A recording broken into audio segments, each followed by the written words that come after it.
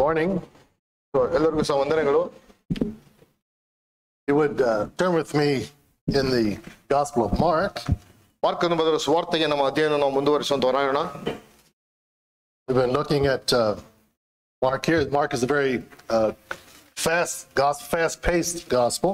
ಅತ್ಯಂತ ಸರಳವಾಗಿ ವೇಗವಾಗಿ ಮುಗಿಸಿದಂತ ಒಂದು ಮಾರ್ಕನ ಬರೆದ ಸುವಾರ್ತೆ ಒಂದು ಸುವಾರ್ತೆ ಅದಾಗಿದೆ. We've already learned just from the very beginning that the gospel is God coming to earth. ಸುವಾರ್ತೆ ಎಂಬುದಾಗಿ ಹೇಳಿದ್ರೆ ದೇವರು ನರಾವತಾರ ಎತ್ತಿ ಭೂಮಿಗೆ ಬಂದಂತ ಒಂದು ಅಂಶವನ್ನು ತಿಳಿಸುವಂತದಾಗಿದೆ.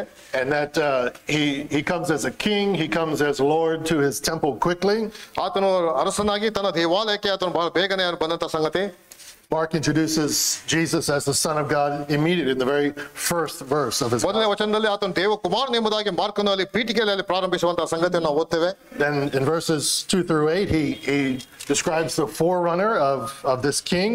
ಅಲ್ಲಿ ಈ ಒಬ್ಬ ಅರಸನಿಗಿಂತಲೂ ಮುಂಚಿತವಾಗಿ ಬಂದಂತ ಮತ್ತೊಬ್ಬ ವ್ಯಕ್ತಿಯನ್ನು ಅಲ್ಲಿ 2ನೇ ವಚನದಿಂದ 8ನೇ ವಚನ ತನಕ ಅಲ್ಲಿ ಓದುವಂತರಾಗಿದ್ದೇವೆ. John the Baptist coming, making the low places high, the high places low.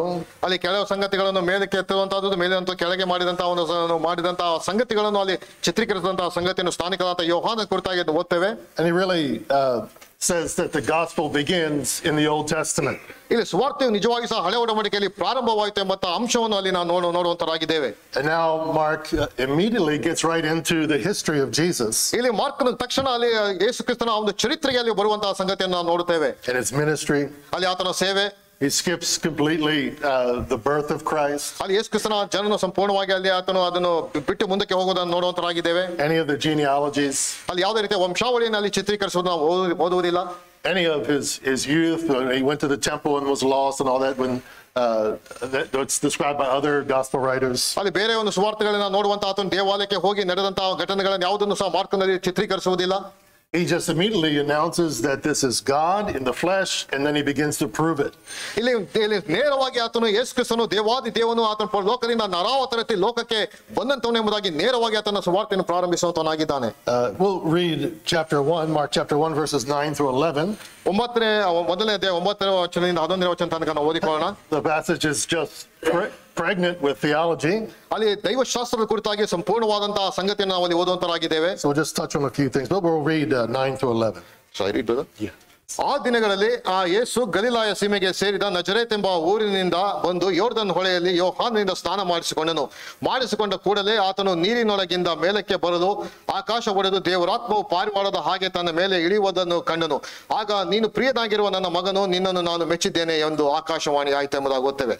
So Mark again moves directly into the history of Jesus. ಅಲ್ಲಿ ಯೇಸು ಕ್ರಿಸ್ತನ ಚರಿತ್ರೆಗೆ ನೇರವಾಗಿ ಅಲ್ಲಿ ಮಾರ್ಕನ ಹೋಗುವಂತಹ ಸಂಗತಿಯನ್ನು ನಾವು ನೋಡ್ತೇವೆ. His very first public event. ಅಲ್ಲಿ ಮೊದಲನೆಯದಾಗಿ ಸಾರ್ವತ್ರಿಕವಾಗಿ ನಡೆದಂತ ಒಂದು ಘಟನೆ. It's his baptism. ಅಲ್ಲಿ ಆತನ ಒಂದು ದೀಕ್ಷಾ ಸ್ನಾನ. Luke tells us with the same context that he was about 30 years old at the time. ಅಲ್ಲಿ ಲೂಕನು ಸಹ ಅದೇ ಒಂದು ಸಂದರ್ಭವನ್ನು ಚಿತ್ರೀಕರಿಸುವ ನೋಡುವಂತರಾಗಿದೆ. ಆ ಸಮಯದಲ್ಲಿ ಆತನಿಗೆ ಯೇಸು ಕ್ರಿಸ್ತನಿಗೆ ಸುಮಾರು 30 ವರ್ಷಗಳ ಒಂದು ವಯಸ್ಸಾಗಿತ್ತು ಎಂಬುದಾಗಿ ನಾವು ನೋಡುತ್ತೇವೆ. Verse 9 here, Mark says, in those days. ಅಲ್ಲಿ ಆ ಒಂದು ದಿನಗಳಲ್ಲಿ ಎಂಬುದಾಗಿ ಅಲ್ಲಿ ನಾವು ನೋಡುತ್ತೇವೆ 9ನೇ ವಚನದಲ್ಲಿ. What days is the days that John was baptized? ಅಲ್ಲಿ ಯಾವ ದಿನಗಳು ಎಂಬುದಾಗಿ ಹೇಳಿದ್ರೆ ಯಾವ ದಿನಗಳಲ್ಲಿ ಸ್ನಾನಿಕನಾದ ಯೋಹಾನನು ದೀಕ್ಷಾ ಸ್ನಾನವನ್ನು ತೆಗೆದುಕೊಂಡನೋ ಆ ಒಂದು ದಿನಗಳಲ್ಲಿ.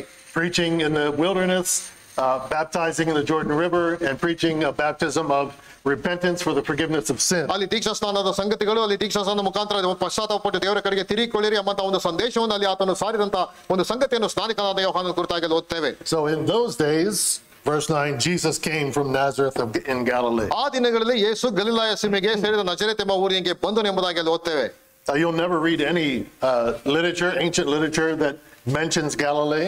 ಅಲ್ಲಿ ಇನ್ಯಾವುದೇ ಬೇರೆ ಸಂಗತಿ ಗಲಿಲಾಯದ ಕುರಿತಾಗಿ ಬರೆಸಲ್ಪಟ್ಟಂತಹ ಸಂಗತಿಗಳನ್ನ ಹೆಚ್ಚಾಗಿ ನಾವು ಓದುವುದಿಲ್ಲ. Actually, it'll mention Galilee, but it won't mention Nazareth. ಆದ್ರೆ ನಜರೇತ್ ಎಂಬುದಾಗಿ ಅದೇ ಸರ್ತಿ ಅತ್ಯಂತ ಕಡಿಮೆಯಾಗಿ ಉಪಯೋಗಿಸಲ್ಪಟ್ಟದಾಗಿ ನೋಡ್ತೇವೆ. Nazareth is just a small little village that just goes without mention.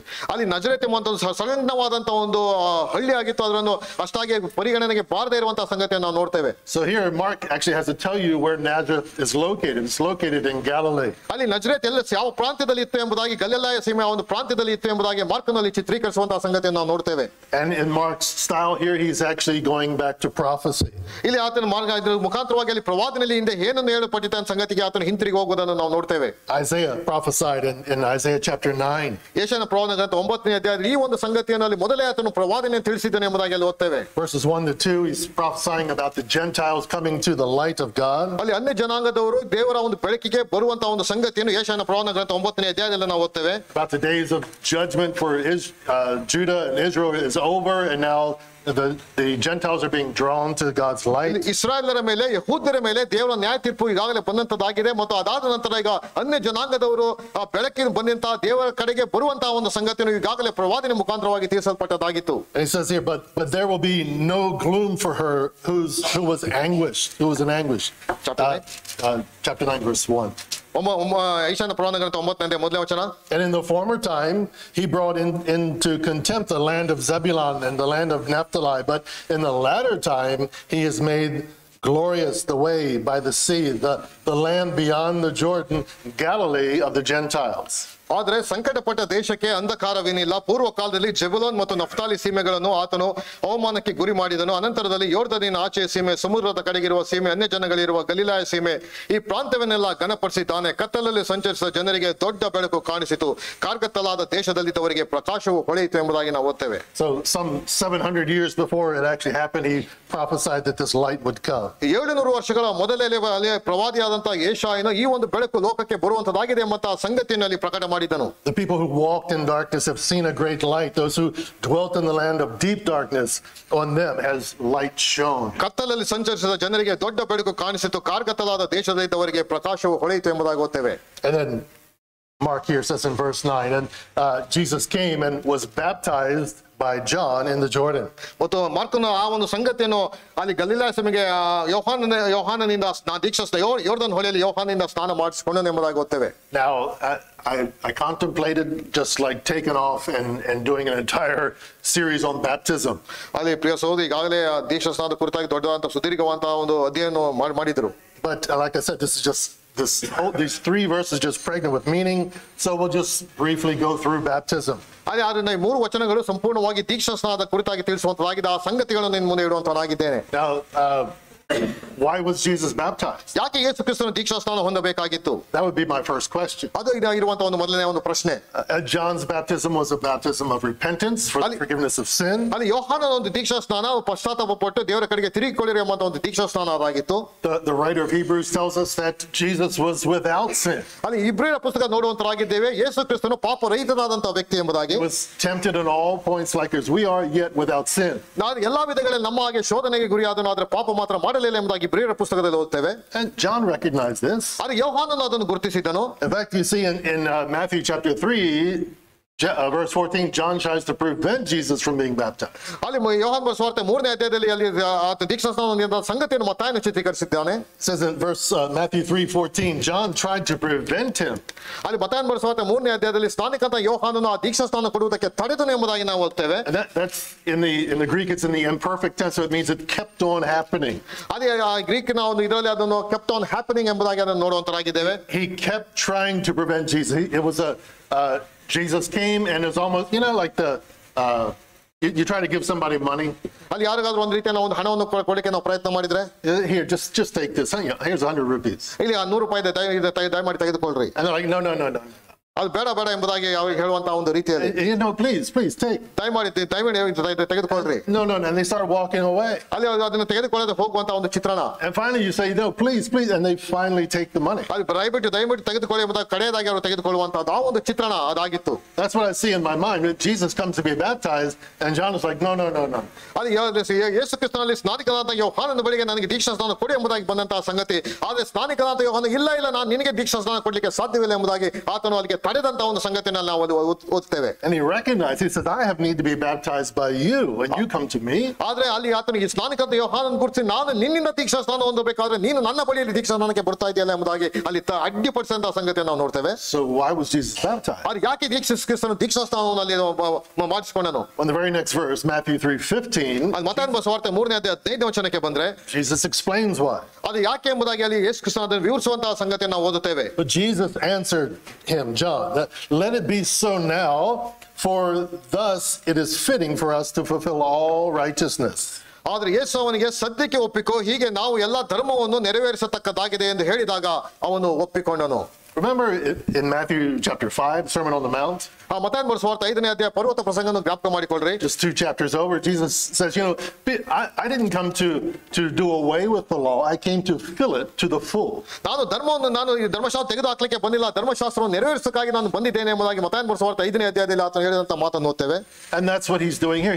He's filling to the full all righteousness. ಎಲ್ಲ ಒಂದು ನೀತಿವಂತಿಕೆಯನ್ನು ಅದರಲ್ಲಿ ಪರಿಪೂರ್ಣ ಮಾಡುವಂತಹ ಒಂದು ಸಂಗತಿಯನ್ನು ನಾವು ಇಲ್ಲಿ ಓದುವಂತರಾಗಿದ್ದೇವೆ.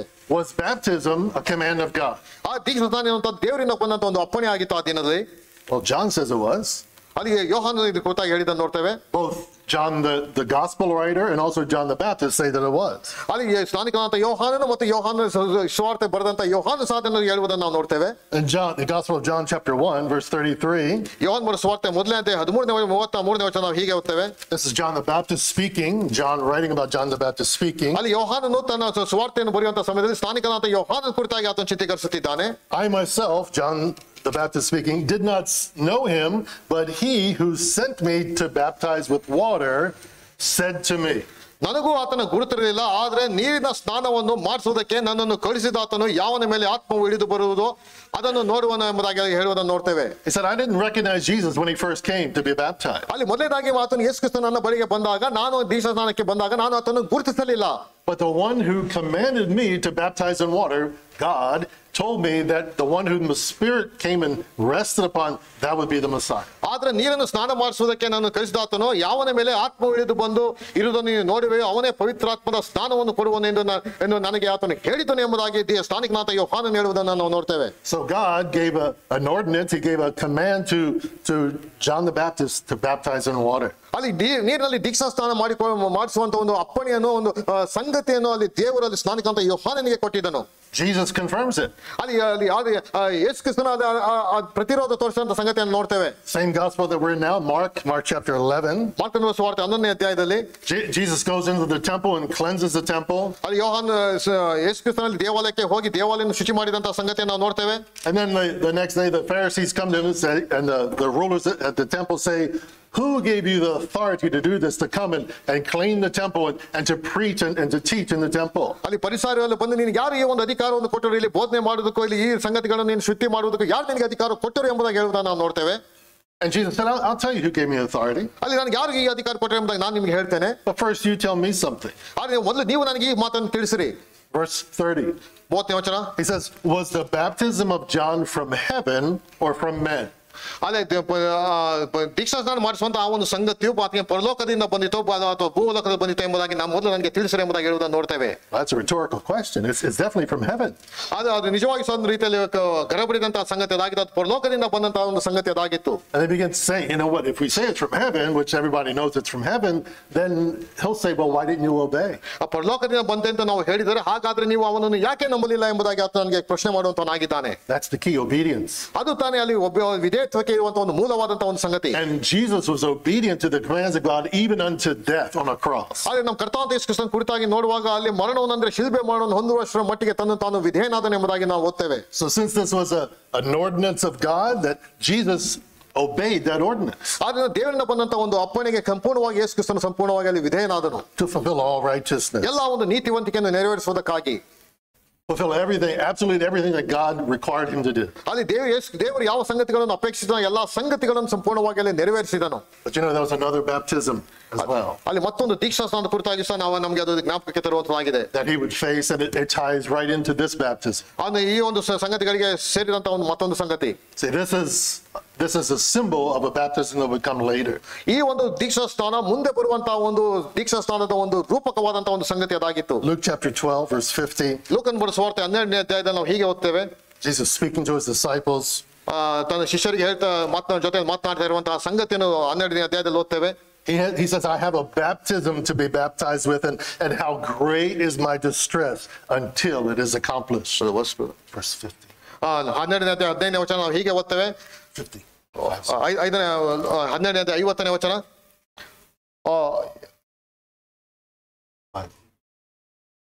ನಾನು ಒಂದು ದೀಕ್ಷಾಸ್ನಾನ ಮಾಡಿದ್ದು ಅದು ನೆರವೇರಿಸುವ ತನಕ ಎಷ್ಟೋ ಬಿಕ್ಕಟ್ಟಿನಲ್ಲಿದ್ದೇನೆ.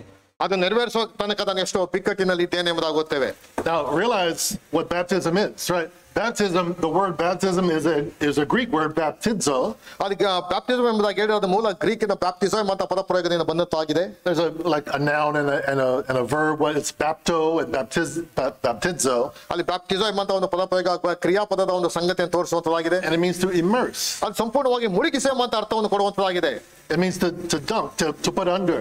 ಅಲ್ಲಿ ಆ ಒಂದು ನೀರಿನಲ್ಲಿ ಸಂಪೂರ್ಣವಾಗಿ ಮುಳುಗಿಸೆ ಅಂತ ಅರ್ಥವನ್ನು ಕೊಡುವಂತದ್ದಾಗಿದೆ. So you can read this. He says, I have an immersion to be immersed with, and how great is my distress until it is accomplished. ಆದ್ರೆ ನಾನು ಹೊಂದತಕ್ಕ ದೀಕ್ಷಾ ಸ್ನಾನ ಒಂದುಂಟು, ಅದು ನೆರವೇರೋ ತನಕ ನಾನು ಎಷ್ಟು ಬಿಕ್ಕಟ್ಟಿನಲ್ಲಿ ಇದ್ದೇನೆ ಎಂಬುದಾಗಿ ಅಲ್ಲಿ ಹೇಳುವುದನ್ನು ನಾವು ನೋಡ್ತೇವೆ. And he was looking forward to the cross. ಆ ಒಂದು ಮುಂದೆ ಶಿಲುಬೆಯ ಒಂದು ಸಂಗತಿಯನ್ನು ಅಲ್ಲಿ ಎದುರು ನೋಡ್ತಾ ಇದ್ದನು. Our brother spoke of that this morning. ಮುಂಜಾನೆ ನಾವು ಶಿಲುಬೆ ಕುರಿತಾಗಿ ನಾವು ನೋಡ್ತಾ ಬಂದಿದ್ದೆವು. And it was a submersion, it was an immersion into death.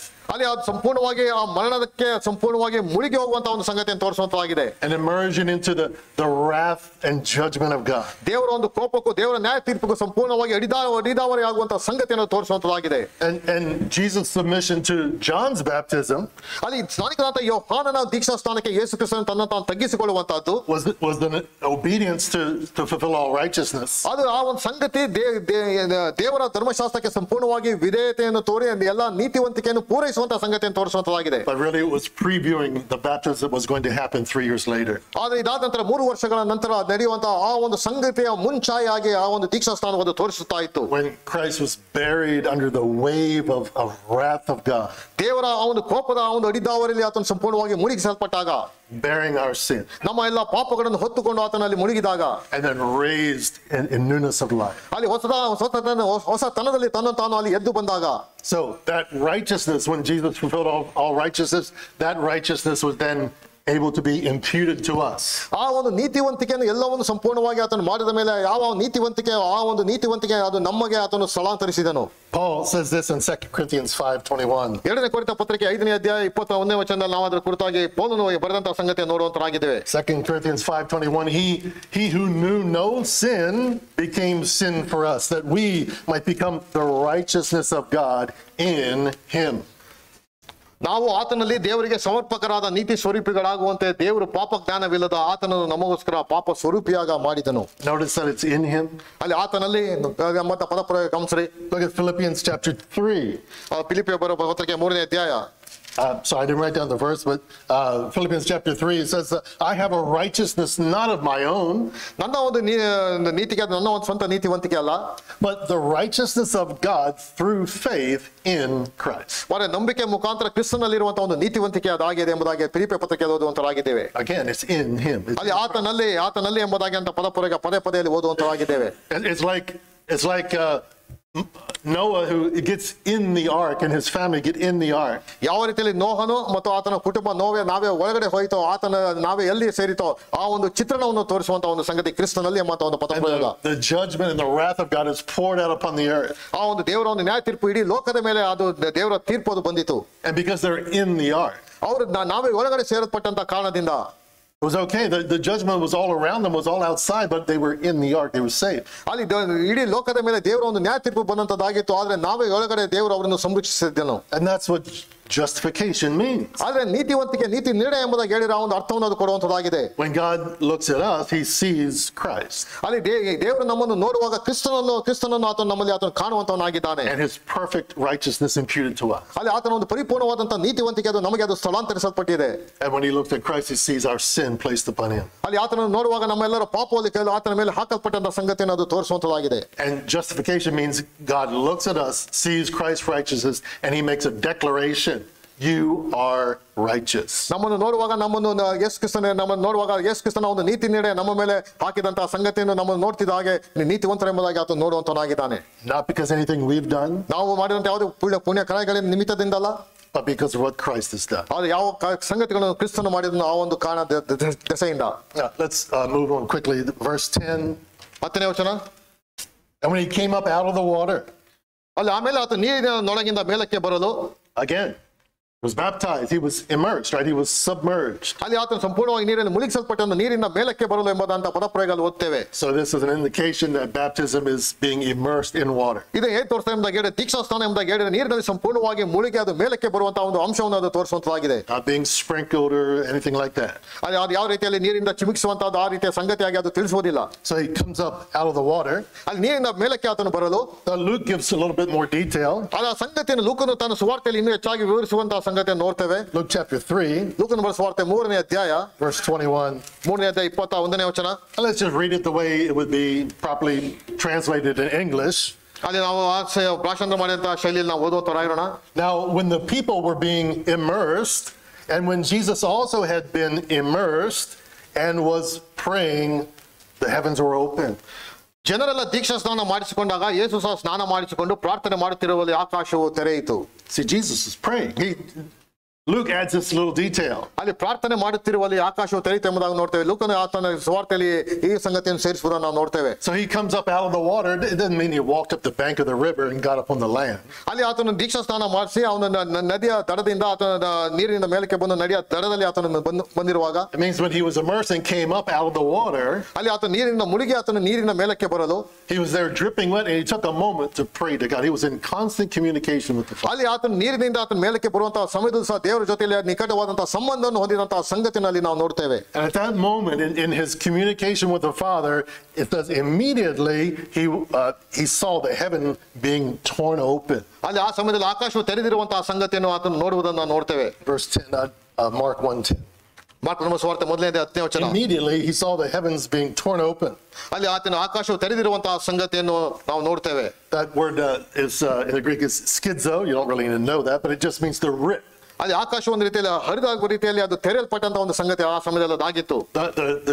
The veil in the temple when Christ died was ripped from top to bottom. ಯಾವ ರೀತಿಯಲ್ಲಿ ಯೇಸು ಕ್ರಿಸ್ತನು Calvary ಶಿಲುಬೆಯಲ್ಲಿ ಪ್ರಾಣವನ್ನು ಕೊಟ್ಟಂತ ಸಮಯದಲ್ಲಿ ದೇವಾಲಯ ತೆರೆಯು ಮೇಲಿನ ಕೆಳಗೆ ಹರಿಯಿತು, ಆ ಒಂದು ರೀತಿಯಲ್ಲಿ ಆಕಾಶವು ತೆರೆಯಲ್ಪಟ್ಟಂತ ಸಂಗತಿಯನ್ನು ಇಲ್ಲಿ ಓದ್ತೇವೆ. Jesus gives a parable that you don't put new wine in old wineskins or they will rip open and all the wine will be lost. ಅಲ್ಲಿ ಯಾವ ರೀತಿಯಲ್ಲಿ ಹಳೆ ಒಂದು ಬುದ್ದಲಿಗಳಿಗೆ ನೀವು ಹೊಸದಾದಂತ ದೀಕ್ಷಾಸ್ನಾನ ಹಾಕುವುದಿಲ್ಲ, ಹಾಕದ್ದೇ ಆದ್ರೆ ಎಲ್ಲೂ ಸಂಪೂರ್ಣವಾಗಿ ಹಾಳಾಗುತ್ತದಾಗಿದೆ ಎಂಬಂತ ಯಾವ ನಿದರ್ಶನವನ್ನು ಕೊಟ್ಟನು ಆ ಒಂದು ರೀತಿಯಲ್ಲಿ. When the disciples were fishing all night and Jesus came and said, throw the net on the other side.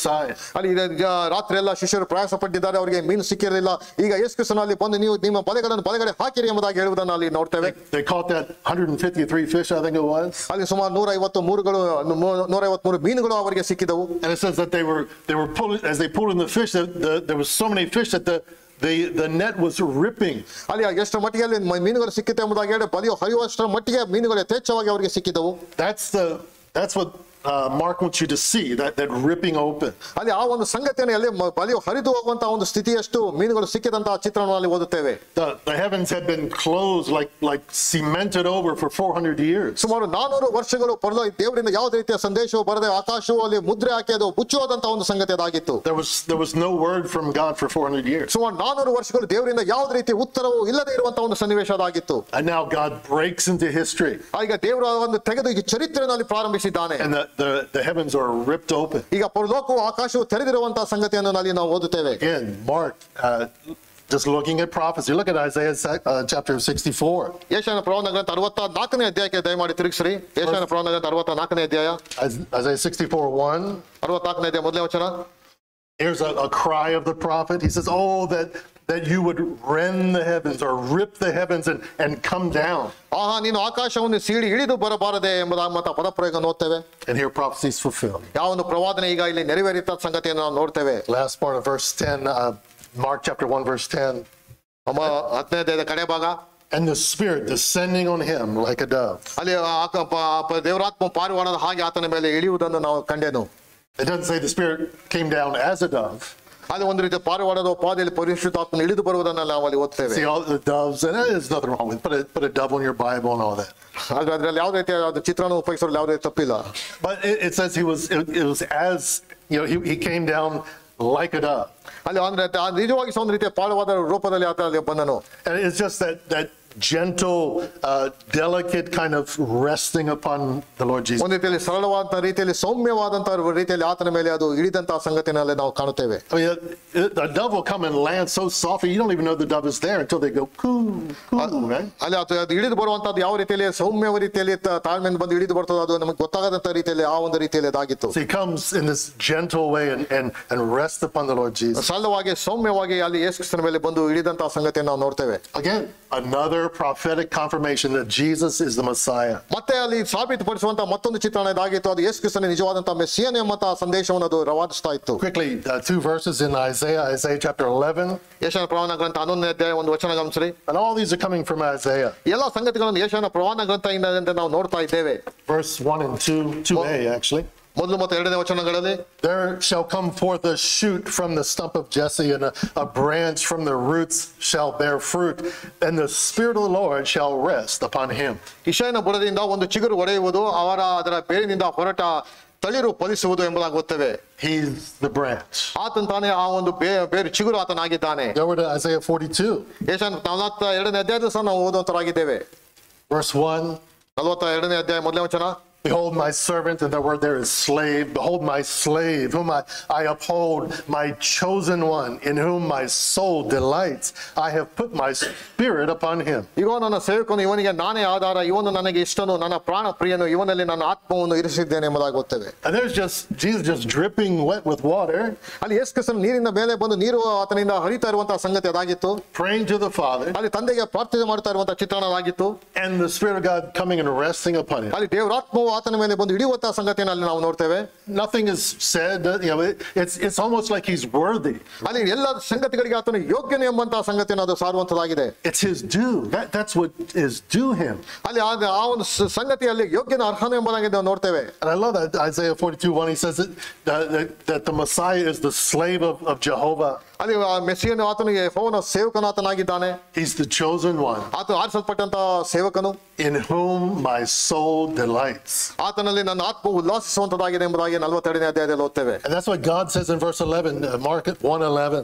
ಮೊದಲನೇ ಅಧ್ಯಾಯ 11ನೇ ವಚನ ಮಾರ್ಕನ ಬರೆದ ಸುವಾರ್ತೆಯಲ್ಲಿ 11 ಹೀಗೆ ಓದ್ತೇವೆ. And a voice came out of the heavens, you are my beloved son, in whom I am well pleased. ನೀನು ಪ್ರಿಯನಾಗಿರುವ ನನ್ನ ಮಗನು, ನಿನ್ನನ್ನು ನಾನು ಮೆಚ್ಚಿದ್ದೇನೆ ಎಂದು ಆಕಾಶವಾಣಿ ಆಯಿತು ಎಂಬುದಾಗಿ ಓದ್ತೇವೆ. You see the Trinity? I mean, Jesus standing there praying to the Father, and the Spirit of God coming and resting him, and the Father speaking. ಅಲ್ಲಿ ಒಂದು ತ್ರೈಕತ್ವದ ಸಂಗತಿಯನ್ನು ನೋಡುವಂತರಾಗಿದ್ದೇವೆ. ತಂದೆಯಾದ ದೇವರು, ಮಗನು ಮತ್ತು ಪರಿಶುದ್ಧಾತ್ಮನ ಮೂಲ ತ್ರೈಕತ್ವದ ಸಂಗತಿಗಳನ್ನು ಅಲ್ಲಿ ನಾವು ನೋಡ್ತೇವೆ. Jesus' baptism in the Gospels it is the greatest Trinitarian text in the Bible. ಅಲ್ಲಿ ದೇವರ ವಾಕ್ಯದಲ್ಲಿ ತ್ರೈಕತ್ವವನ್ನು ತೋರಿಸುವಂತಹ ಒಂದು ದೊಡ್ಡದಾದಂತಹ ಒಂದು ಉದಾಹರಣೆ ಎಂಬುದಾಗಿ ಹೇಳಿದ್ರೆ ದೀಕ್ಷಾ ಸ್ಥಾನದ ಆ ಒಂದು ಚಿತ್ರಣದಾಗಿದೆ. And God the Father bears witness of his Son. ಅಲ್ಲಿ ತನ್ನ ಮಗನ ಕುರಿತಾಗಿ ಅಲ್ಲಿ ತಂದೆಯಾದ ದೇವರು ಸಾಕ್ಷೀಕರಿಸುವಂತಹ ಸಂಗತಿಯನ್ನು ನಾವು ಓದುತ್ತೇವೆ. John 8:18. Chapter 8 verse 18. ಯೋಹಾನ ಬರೆದ ಸುವಾರ್ತೆ 8ನೇ ಅಧ್ಯಾಯ 18ನೇ ವಚನ. Jesus defending himself. 8ನೇ ಅಧ್ಯಾಯ 18ನೇ ವಚನ ನಾವು ಹೀಗೆ ಓದ್ತೇವೆ. He said, John spoke of me, Moses spoke of me, the Father speaks of me. ಅದೇ ಸರಿ ಬ್ರದರ್. Verse 18. 18ನೇ ವಚನ. ನನ್ನನ್ನು ಕುರಿತು ನಾನು ಸಾಕ್ಷಿ ಹೇಳುವನಾಗಿದ್ದೇನೆ, ಇದಲ್ಲದೆ ನನ್ನನ್ನು ಕಳಿಸಿದ ತಂದೆಯು ನನ್ನ ವಿಷಯವಾಗಿ ಸಾಕ್ಷಿ ಹೇಳುತ್ತಾನೆ ಎಂಬುದಾಗಿ ಓದ್ತೇವೆ. You see, what they were saying is, your testimony is not true. You're just talking about yourself. ಅದೇ ನಿನ್ನ ಕುರಿತಾಗಿ ನೀನೇ ಕುರಿತಾಗಿ ನೀನು ಈ ಸಂಗತಿಗಳನ್ನು ಹೇಳ್ತಾ ಇದ್ದಿ. Yeah, he said, I'm talking about myself, but I'm worthy to be talking about myself. ನನ್ನ ಕುರಿತಾಗಿ ನನಗೆ ಮಾತಾಡಲಿಕ್ಕೆ ನಾನು ಅರ್ಹನಾಗಿದ್ದೇನೆ, ಯೋಗ್ಯನಾಗಿದ್ದೇನೆ. And to prove it to you, the Father bears witness to me as well. ಯಾಕೆ ನಾನು ಇದನ್ನು ಸಾಕ್ಷೀಕರಿಸ್ತೇನೆ ಯಾಕೆಂಬುದಾಗಿ ಹೇಳಿದ್ರೆ ತಂದೆಯಾದ ದೇವರು, ಪರಲೋಕದಂತಹ ದೇವರು ನನ್ನ ಕುರಿತಾಗಿ ಸಾಕ್ಷೀಕರಿಸಿದ್ದಾನೆ. And here in Mark, the Father is bearing witness of his beloved Son. ಇಲ್ಲಿ ತನ್ನ ಮಗನ ಕುರಿತಾಗಿ ತಂದೆಯಾದ ದೇವರು ಪರಲೋಕದಿಂದ ಸಾಕ್ಷೀಕರಿಸುವಂತಹ ಸಂಗತಿಯನ್ನು ನಾವು ನೋಡ್ತೇವೆ. The word there, beloved, is agapetos. ಅಲ್ಲಿ ಪ್ರಿಯನಾಗಿರುವಂತಹ ಒಂದು ಪದ ಪ್ರಯೋಗ, ಅದು ಅಗಪೇಟೋಸ್ ಎಂಬಂತಹ ಪದ ಪ್ರಯೋಗವನ್ನು ತಿಳಿಸುವಂತದ್ದಾಗಿದೆ. You hear the word agape in there? ಅಲ್ಲಿ ಆ ಒಂದು ಪದ ಪ್ರಯೋಗದಲ್ಲಿ ಅಗಪೆ ಎಂಬಂತಹ ಪದ ಪ್ರಯೋಗ ಉಪಯೋಗಿಸಲ್ಪಟ್ಟಿದೆ. Agapetos. ಅಗಪೇಟೋಸ್ ಎಂಬಂತಹ ಒಂದು ಪದ ಪ್ರಯೋಗ ಅದು ಉಪಯೋಗಿಸಲ್ಪಟ್ಟಿದೆ. And it just means pertaining to one who is unique. They're unique as an individual in his or her class. ಅಲ್ಲಿ ಆತನ ಎಲ್ಲಾ ಒಂದು ವೈವಿಧ್ಯತೆಯಲ್ಲಿ ಅತ್ಯಂತ ವಿಭಿನ್ನವಾದಂತಹ ವ್ಯಕ್ತಿ ಎಂಬಂತಹ ಒಂದು ಅರ್ಥವನ್ನು ಅದು ಕೊಡುವಂತದ್ದಾಗಿದೆ. And not only they are unique, but they're particularly cherished as well. ಅಲ್ಲಿ ಅತ್ಯಂತ ವಿಭಿನ್ನವಾದಂತೂ ಅತ್ಯಂತ ನಿರ್ದಿಷ್ಟವಾಗಿ ಅದನ್ನು ಅನುಭವಿಸುವಂತಹ ಒಂದು ಅರ್ಥವನ್ನು ಕೊಡುವಂತದ್ದಾಗಿದೆ. That's why some will King James will say, you are my begotten son. ಆದ್ರಿಂದ ಇಂಗ್ಲಿಷ್ ಭಾಷೆಯಲ್ಲಿ ಅದು ಬೆಗಾಟನ್ ಸನ್ ಎಂಬುದಾಗಿ ಇಂಗ್ಲಿಷ್ ಭಾಷೆಯಲ್ಲಿ ಉಪಯೋಗಿಸಲ್ಪಟ್ಟಿದೆ. So he's the son of his love. ಅಲ್ಲಿ ಆತನ ಒಂದು ಪ್ರಿಯಕರನು ಈತನಾಗಿದ್ದಾನೆ. You could read it that way. You are the son of my love in whom I'm well pleased. ಅಲ್ಲಿ ನನ್ನ ಮಗನು ನನ್ನಲ್ಲಿ ನಾನು ಉಲ್ಲಾಸಿಸುತ್ತೇನೆ. And it's reminiscent, right, of Genesis chapter 22 where God tells Abraham, take your son. ಅದು ಆದಿಕಾಂಡಗಳ ಪುಸ್ತಕ 22ನೇ ಅಧ್ಯಾಯದ ಅಬ್ರಾಮನಿಗೆ ದೇವರು ಹೇಳಿದ ಮಾತು, ನಿನ್ನ ಒಬ್ಬನೇ ಮಗನನ್ನು ನೀನು ತೆಗೆದುಕೊಂಡು ನನಗೆ ಅರ್ಪಿಸು ಎಂಬುದಾಗಿ ಹೇಳಿದಂತಹ ಸಂಗತಿಯನ್ನು ನೆನಪಿಗೆ ತರುತ್ತದೆ. And offer him as a sacrifice. ಆತ ನನಗೋಸ್ಕರವಾಗಿ ಯಜ್ಞವಾಗಿ ಅರ್ಪಿಸು. Oh, sacrifice. So I guess I'll take Ishmael. ಅಲ್ಲಿ ಇಷ್ಮಾಯೇಲನ್ ಇದ್ದಾನೆ, ಈತನನ್ನು ಅರ್ಪಿಸುವಂತಹದ್ದು.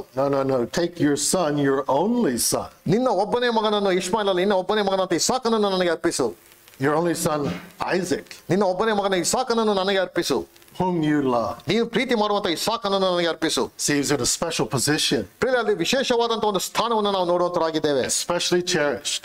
ಅಲ್ಲಿ ಅದನ್ನು ನಿಜವಾಗಿ ಸಹ ಅದನ್ನು ಅನುಭವಿಸುವಂತ ಒಂದು ಸಂಗತಿ. And he was in a special position because he was the son of promise. ಅಲ್ಲಿ ವಾಗ್ದಾನದ ಒಂದು ಮಗನು ಈತನಾಗಿದ್ದನು, ಆದ್ರಿಂದ ಇದನ್ನು ನಾವು ನೋಡಬೇಕಾಗಿದೆ. He didn't have Isaac under his own strength and power. He had Ishmael under his own strength and power. ಅಲ್ಲಿ ತನ್ನ ಸ್ವಂತ ಬಲದಿಂದ ಹುಟ್ಟಿದಂತ ಒಬ್ಬ ಮಗನು ಇಷ್ಮಾಯೇಲನಲ್ಲಿ ಇದ್ದನು, ಆದ್ರೆ ಆತನ ಬದಲಾಗಿ ಇಸಾಕನನ್ನು ಆತನು ಕೇಳಿದನು. But Isaac was unique.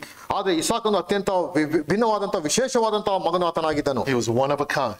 ಅಲ್ಲಿ ಅತ್ಯಂತ ವಿಭಿನ್ನವಾದ ವಿಶೇಷವಾದಂತಹ ಒಬ್ಬ ವೈಶಿಷ್ಟ್ಯಂತ ಕೂಡಿದಂತ ಒಬ್ಬ ವ್ಯಕ್ತಿ. A son born by the promise of God. ದೇವರ ಒಂದು ವಾಗ್ದಾನದ ಫಲವಾಗಿ ಹುಟ್ಟಿದಂತ ಮಗನು ಇಸಾಕನು ಆತನಾಗಿದ್ದನು. None of Abraham's other sons, and Abraham had more sons after Sarah died. ಅದೇ ಸಾರಳು ಸತ್ತ ಮೇಲೆ ಅಬ್ರಾಮನಿಗೆ ಇನ್ನೂ ಅನೇಕ ಮಕ್ಕಳು ಹುಟ್ಟಿದ್ದಾರೆ ಎಂಬುದಾಗಿ ನಾವು ಓದ್ತೇವೆ. None of them had that privileged position. ಆದ್ರೆ ಬೇರೆ ಯಾವ ಮಕ್ಕಳಿಗೂ ಸಹ ಇಸಾಕನಿಗಿದ್ದಂತಹ ಒಂದು ಸ್ಥಾನ ಮಾನ ಅವ್ರು ಯಾರಿಗೂ ಸಹ ಅದು ಸಿಕ್ಕಲಿಲ್ಲ. And that's what we see here. Jesus is that unique, one of a kind son who is uniquely cherished by the Father. ಆದ್ರೆ ಅದೇ ರೀತಿಯಲ್ಲಿ ಇಲ್ಲಿ ಯೇಸು ಕ್ರಿಸ್ತನ ಕುರಿತಾಗಿ ಅತ್ಯಂತ ವಿಭಿನ್ನವಾದಂತಹ ವಿಶಿಷ್ಟತೆ ಕೂಡಿದ ಅತ್ಯಂತ ವೈಶಿಷ್ಟ್ಯತೆಯಿಂದ ಕೂಡಿದಂತಹ ಒಬ್ಬ ಮಗನು, ದೇವರ ಮಗನು, ಪ್ರಿಯಕರನಾದಂತಹ ಮಗನು ಎಂಬುದಾಗಿ ನೋಡ್ತೇವೆ. Jesus uses this word agapetos of himself. ಅಲ್ಲಿ ತನ್ನ ಕುರಿತಾಗಿ ಯೇಸು ಕ್ರಿಸ್ತನು ಅಗಪೆಟೋಸ್ ಎಂಬ ಒಂದು ಪದ ಪ್ರಯೋಗ ಗ್ರೀಕಿನಲ್ಲಿ ಆತನು ಉಪಯೋಗಿಸುವುದನ್ನು ನಾವು ನೋಡ್ತೇವೆ. Close with this.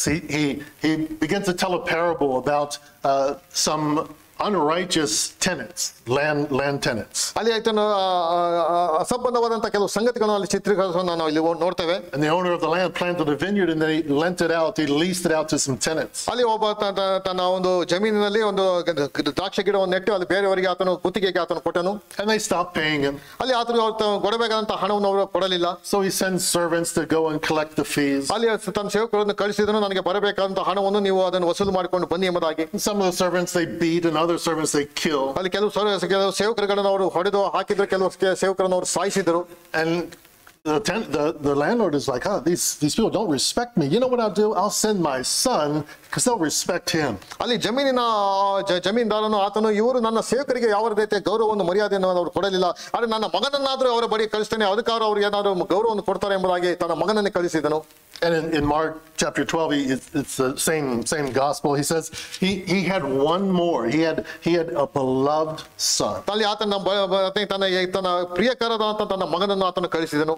Jesus is telling the story. He's talking about himself. ಅಲ್ಲಿ ಯೇಸು ಕ್ರಿಸ್ತನು ತನ್ನ ಕುರಿತಾಗಿ ಆ ಚಿತ್ರಣವನ್ನು ಇದ್ದಂತ ಜನರಿಗೆ ಅವರನ್ನು ಹೇಳ್ತಿದ್ದಾನೆ. He said he still had one other, a beloved son. ತನ್ನ ಪ್ರಿಯಕರವಾದಂತ ತನ್ನ ಒಬ್ಬನೇ ಮಗನನ್ನು ಅವರ ಬಳಿಗೆ ಆತನು ಕಳಿಸಿದನು. Same word, agapetos. ಅಲ್ಲಿ ಮತ್ತೆ ಅಗಪೆಟೋಸ್ ಎಂಬ ಪದ ಪ್ರಯೋಗ ನೋಡ್ತೇವೆ. Unique, one of a kind. ಅತ್ಯಂತ ವಿಭಿನ್ನವಾದಂತ ವಿಶಿಷ್ಟವಾದಂತ ಮಗನು, specially cherished. ಅತ್ಯಂತ ವಿಶೇಷವಾಗಿ ನಾವೆಲ್ಲರೂ ಸಹ ಇಷ್ಟಪಡುವಂತಹ ಮಗನು. And the landlord says they'll respect him. ಅವ್ರಿಗೆ ಯಾವುದೇ ರೀತಿಯ ಗೌರವವನ್ನು ಆತನ ಮಗನಿಗೆ ಕೊಡಬೇಡ್ರಿ. And the tenant said, this is the heir. ಈತನು ತಾನೇ ಬಾಧ್ಯಸ್ಥನು ಎಂಬುದಾಗಿ ಅಲ್ಲಿದ್ದಂತವರು ಬಾಡಿಗೆದಾರರು ಹೇಳಿದರು. He's unique, he's the only one. ಈತನು ಬಾಧ್ಯಸ್ಥನು, ಈತನು ಅತ್ಯಂತ ವಿಶಿಷ್ಟವಾದಂತವನು, ಈತನೇ ಆತನ ಮಗನು. If we get rid of him, everything will be ours. ಆತನನ್ನು ನಾವು ಕೊಂದು ಹಾಕೋಣ, ಆತನ ಆಸ್ತಿ ಎಲ್ಲವೂ ನಮ್ಮ ಒಂದು ಪಾಲಾಗುವಂತದಾಗಿದೆ. Let's kill him. ಆತನನ್ನು ನಾವು ಕೊಂದು ಹಾಕೋಣ. And they took him and they killed him. ಅಲ್ಲಿ ಆತನ ಮಗನನ್ನು ಬಂದವನನ್ನು ಕೊಂದು ಅವರು ಹಾಕಿದರು. The stone that the builders rejected, Jesus says, has become the chief cornerstone. ಅಲ್ಲಿ ಯಾರು ಅವರು ಬೇಡವೆಂದು ಬಿಸಾಕಿದ್ರು, ಆ ಒಂದು ಮುಖ್ಯವಾದಂತಹ ಮೂಲೆಗಲ್ಲು ಅದಾಯಿತು. That's what they did to Jesus, the beloved son. ಅದು ತಾನೇ ಅವರು ಪ್ರಿಯಕರವಾದಂತಹ ಯೇಸು ಕ್ರಿಸ್ತನಿಗೆ ಅವರು ಈ ರೀತಿಯ ಕಾರ್ಯವನ್ನು ಅವರು ಮಾಡಿದರು. Peter's sermon on the day of Pentecost. ಅಲ್ಲಿ ಪಂಚಶತಮಾನದಲ್ಲಿ ಪೇತ್ರನು ಪ್ರಸಂಗ ಮಾಡುವಂತಹ ಸಮಯದಲ್ಲಿ Peter said that God ordained this. ಅಲ್ಲಿ ದೇವರು ತಾನೇ ಈ ಒಂದು ದಿನವನ್ನು ಆತನ ಅಭಿಷೇಕಿಸಿದ್ದಾನೆ. The predetermined counsel and foreknowledge of God, you killed him. ದೇವರ ಪೂರ್ವ ಜ್ಞಾನದ ಕಾರಣದಿಂದ ಸಂಗತಿಗಳು ನೀವು ಆ ಮಗನನ್ನು ನೀವು ಕೊಂದು ಹಾಕಿದಿರಿ. But God raised him up. ಆದ್ರೆ ದೇವರು ಆತನನ್ನು ಮತ್ತೆ ಪುನರುತ್ಥಾನ ಪಡಿಸಿ ಆತನ ಎಬ್ಬಿಸಿದನು. It's baptism. ಅದು ತಾನೇ ದೀಕ್ಷಾ ಸ್ನಾನ ಎಂಬುದಾಗಿ ಹೇಳಿದ್ರು. Went down into the waters of the wrath of God and paid our sin debt. ಅಲ್ಲಿ ನಮ್ಮ ಎಲ್ಲ ದೀಕ್ಷಾ ನೀರಿಗೆ ಹೋಗುವಂತ ಸಮಯದಲ್ಲಿ ನಮ್ಮ ಎಲ್ಲ ಒಂದು ಪಾಪದ ಒಂದು ಬೆಲೆಯಲ್ಲಿ ಆತನ ತೆತ್ತು ತೀರಿಸಿದನು. And because God's wrath was satisfied, it was satiated, that was propitiated, he raised him from the dead. ಅಲ್ಲಿ ನಮ್ಮ ಎಲ್ಲ ಒಂದು ಪಾಪಗಳಿಗೆ ಪ್ರಾಯಶ್ಚಿತ್ತವಾಗಿ ಆತನು ಆ ಬೆಲೆಯನ್ನು ತೆತ್ತ ಮೇಲೆ ದೇವರು ಆ ಕಾರ್ಯವನ್ನು ಅಲ್ಲಿ ಮಾಡಿದನು. By putting our faith and trust in his death, burial, and resurrection, we can have newness of life. ಆತನ ಶ್ರಮೆ ಮರಣ ಪುನರುತ್ಥಾನಗಳ ಮೇಲೆ ವಿಶ್ವಾಸವನ್ನು ಇಡುವುದರ ಮುಖಾಂತರವಾಗಿ ನಮಗೆ ಒಂದು ಹೊಸ ಜನ್ಮವನ್ನು ಆತನು ಕೊಡುವಂತನಾಗಿದ್ದಾನೆ. Let's close in prayer. Father, we thank you for this gospel. We thank you that the Lord Jesus Christ was obedient even unto death, a cross-like kind of death. And he came out the other side of death and was raised and was seated at your right hand, making intercession for us even to this very moment. We thank you that we've been brought into your family. We've been made a part of this. And we pray that we would be used by you to tell others so that they also may be part of your kingdom. We pray this in Jesus' name. Amen. Amen.